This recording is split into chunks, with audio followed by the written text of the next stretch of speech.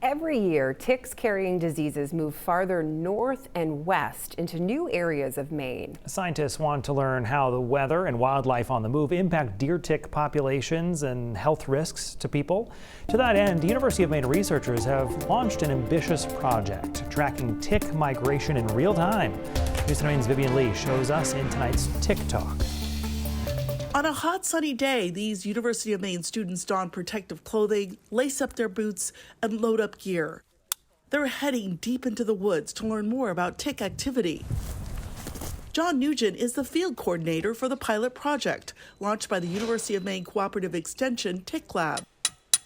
Researchers are setting up a weather station in this remote area to monitor conditions in the soil and air. Wind direction, wind speed, light sensor, relative humidity and temperature.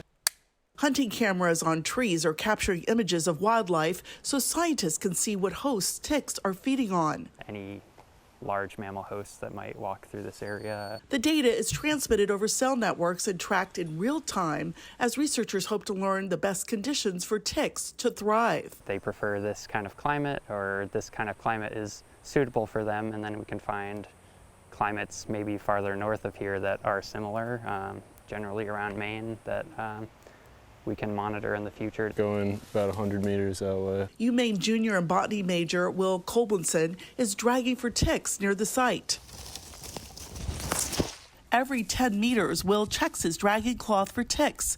Ticks are collected and tested for pathogens that cause Lyme and other tick-borne diseases. My last lab job was working with plants, so wasn't a whole lot about public safety or human safety or anything, so it feels more meaningful. Data from 15 monitoring sites from Wells to northern Maine and east to Mount Desert Island could help scientists better understand why ticks are migrating into new areas of the state.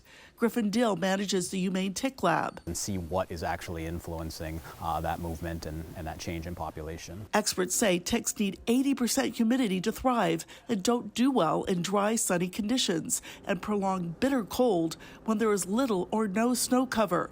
Dill says the stations measuring microclimates could lead to answers. We really don't necessarily know exactly what role climate change is going to be. We expect it's going to mean, more ticks, more pathogens, but we really don't know how that's going to shape their population.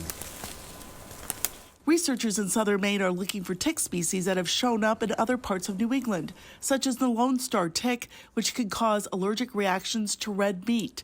Data will be collected through the fall months when ticks are the most active. Conditions will also be monitored during the winter. The information will be released to the public about possible hotspots for ticks and the diseases they carry. It's really important for the public to know, what is out there and what the risk is, so people can take precautions and protect themselves while outdoors. In Orono, Vivian Lee, News Center, Maine. UMaine researchers are also working with scientists in New Hampshire and Vermont to get a snapshot of where ticks are migrating across northern New England. For more information on the tracking project, you can head right over to our website or the News Center Maine app.